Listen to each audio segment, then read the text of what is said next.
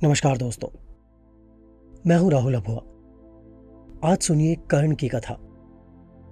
कर्ण का जन्म कैसे हुआ, ये कथा बहुत विचित्र है। और दोस्तों, कर्ण की कथा जो मैं आपको सुनाने जा रहा हूं वो पूरी तरह से इंटरनेट पर मौजूद जानकारी के मुताबिक है। आइए सुनते हैं। धृतराष्ट्र, पांडु और विदुर के लालन पालन का भार भीष्म के ऊपर था। तीनों पुत्र बड़े होने पर विद्या अध्ययन करने के लिए भेजे गए।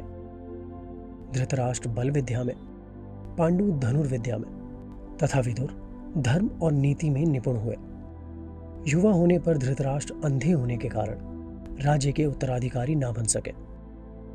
विदुर दासी पुत्र थे, इसलिए पांडु को ही हस्तिनापुर का राजा घोषित किया गया। भीष्म ने धृतराष्ट्र का विवाह गांधार की राजकुमारी गांधारी से कर दिया। गांधारी को जब ज्ञात हुआ कि उसका पति अंधा है तो उसने स्वयं अपनी आंखों पर पट्टी बांध ली। उन्हीं दिनों यदुवंशी राजा शूरसेन की पोषित कन्या कुंती जब सयानी हुई तो पिता ने उसे घर आए महात्माओं की सेवा के लिए लगा दिया।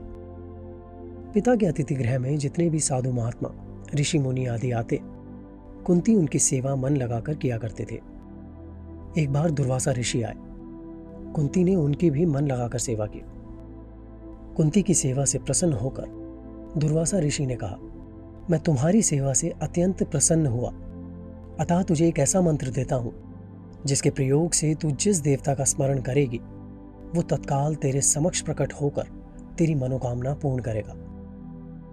इस प्रकार दुर्वासा ऋषि कुंती को मंत्र प्रदान कर चले गए।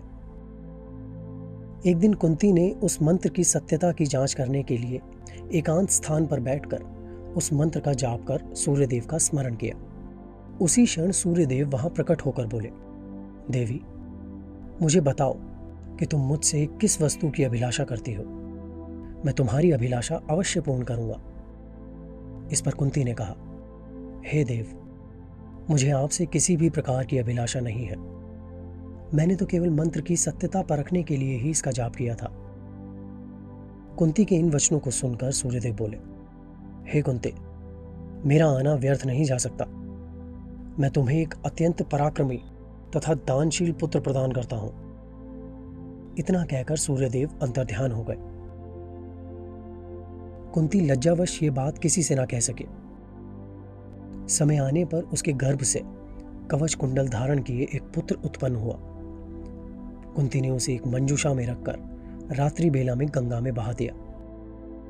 वो बालक बहता हुआ उस स्थान पर पहुंचा जहां पर धृतराष्ट्र का सारथी अधिरथ अपने अश्व को गंगा नदी में जल पिला रहा था। उसकी दृष्टि कवच कुंडलधारी शिशु पर पड़ी। अधिरथ निसंतान था, इसलिए उसने बालक को अपनी छाती से लगा लिया और घर ले जाकर उसे अपने पुत्र के जैसे पालने लगा। उस बालक के कान अति सुंदर थे, इसलिए उसका नाम कर्ण रखा गया।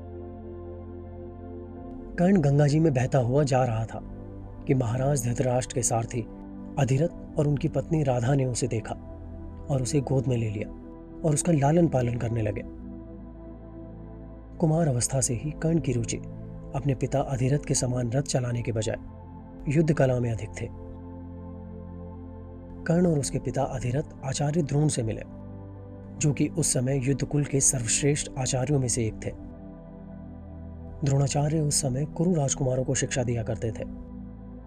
उन्होंने कर्ण को शिक्षा देने से मना कर दिया, क्योंकि कर्ण एक सारथी पुत्र था और द्रोण केवल क्षत्रियों को ही शिक्षा दिया करते थे।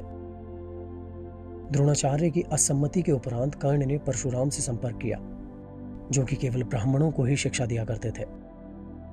कर्ण ने स्वयं को ब्राह्मण बताकर परशुराम से शिक्षा का आग्रह किया। परशुराम ने कर्ण का आग्रह स्वीकार किया और कर्ण को अपने समान ही युद्ध कला और धनुर्विद्या में निष्णात किया। कर्ण को उसके गुरु परशुराम और पृथ्वी माता से श्राप मिला था। कर्ण की शिक्षा अंतिम चरण पर थी। एक दोपहर की बात है।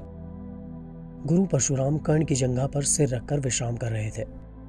कुछ देर बाद कहीं से एक बिच्छू आया और उसकी दूसरी जंघा पर काटकर घाव बनाने लगा। गुरु का विश्राम भंग ना हो, इसलिए कर्ण बिच्छू को दूर ना हटाकर उसके डंक को सहता रहा। कुछ देर में गुरुजी की निद्रा टूटी और उन्होंने देखा कि कर्ण की जांघ पर से बहुत रक्त बह रहा है। उन्होंने कहा कि केवल किसी क्षत्रिय में ही इतनी सहनशीलता हो सकती है कि एक बिच्छू का डंक वो सह सके, ना कि किसी ब्राह्मण में। और परशुराम जी ने उसे मिथ्या भाषण के कारण श्राप दिया कि जब भी कर्ण को उनकी दी हुई शिक्षा की सर्वाधिक आवश्यकता होगी, उसी दिन वो उसके काम नहीं आएगी। कर्ण, जो कि स्वयं से नहीं जानता था कि वो किस वंश से है, उसने अपने गुरु से क्षमा मांगी और कहा कि उसके स्थान पर यदि कोई और शिष्य भी होता तो वो भी यही करता। यद्यपि कर्ण को क्रोधवश श्राप देने पर उन्हें ग्लानि हुई, पर वे अपना श्राप वापस नहीं ले सकते थे। तब कर्ण को उन्होंने अपना विजय नामक धनुष प्रदान किया और उसे ये आशीर्वाद दिया कि उसे वो वस्तु मिलेगी जिसे वो सर्वाधिक चाहता है, अमिट प्रसिद्धि। कुछ लोक कथाओं में ये माना जाता है कि बिच्छू के रूप में स्वयं इंद्र थे, जो उसकी वास्तविक क्षत्रिय पहचान को उजागर करना चाहते थे। परशुराम जी के आश्रम से जाने के पश्चात कर्ण कुछ समय तक भटकता रहा। इस दौरान वो शब्द भेदी विद्या सीख रहा था। अभ्यास के दौरान उसने एक गाय के बछड़े को कोई वनीय पशु समझ लिया और उस पर शब्द भेदी बाण चला दिया और बछड़ा मारा गया। तब उस गाय के स्वामी ब्राह्मण ने कर्ण को श्राप दिया कि जिस प्रकार उसने एक असहाय पशु को मारा है, वैसे ही एक दिन वो भी मारा जाएगा, जब वो सबसे अधिक असहाय होगा और जब उसका सारा ध्यान अपने शत्रु से कहीं अलग किसी और काम पर होगा। इस प्रकार कर्ण परशुराम का एक अत्यंत परिश्रमी और निपुण शिष्य बना। कर्ण दुर्योधन के आश्रम में रहता था। गुरु द्रोणाचार्य ने अपने शिष्यों की शिक्षा पूरी होने पर हस्तिनापुर में एक रंगभूमि का आयोजन करवाया। रंगभूमि में अर्जुन विशेष धनुर्विद्या युक्त शिष्य प्रमाणित हुआ। तभी कर्ण रंगभूमि में आया और अर्जुन द्वारा किए गए कर्तव्यों को पार करके उसे द्वंद्व युद्ध के लिए ललकारा। तब कृपाचार्य ने कर्ण के द्वंद्व युद्ध को अस्वीकृत कर दिया और उससे उसके वंश और साम्राज्य के विषय में पूछा, क्योंकि द्वंद्व युद्ध के नियमों के अनुसार केवल एक ही राजकुमार अर्जुन को, जो हस्तिनापुर का राजकुमार हो, द्वंद्व युद्ध के लिए ललकार सकता था। तब कौरवों में सबसे ज्येष्ठ दुर्योधन ने कर्ण को अंगराज घोषित किया, जिससे वो अर्जुन से द्वंद्व युद्ध के योग्य हो जाए।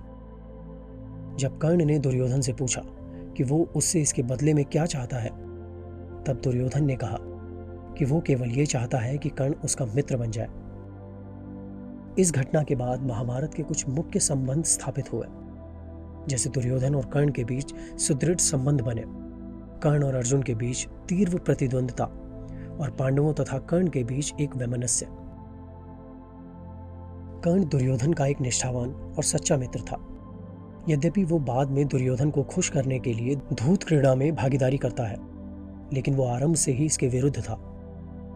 कर्ण शकुनी को पसंद नहीं करता था और सदैव दुर्योधन को यही परामर्श देता था कि वो अपने शत्रुओं को परास्त करने के लिए अपने युद्ध कौशल और बाहुबल का प्रयोग करे, ना कि कुटिल चालों का।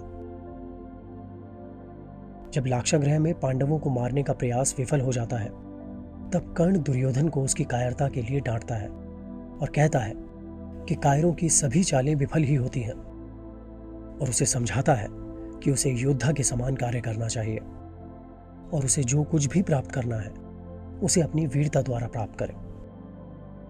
चित्रांगद की राजकुमारी से विवाह करने में भी कर्ण ने दुर्योधन की सहायता की थी। अपने स्वयंवर में उसने दुर्योधन को अस्वीकार कर दिया और तब दुर्योधन उसे बलपूर्वक उठा कर ले गया।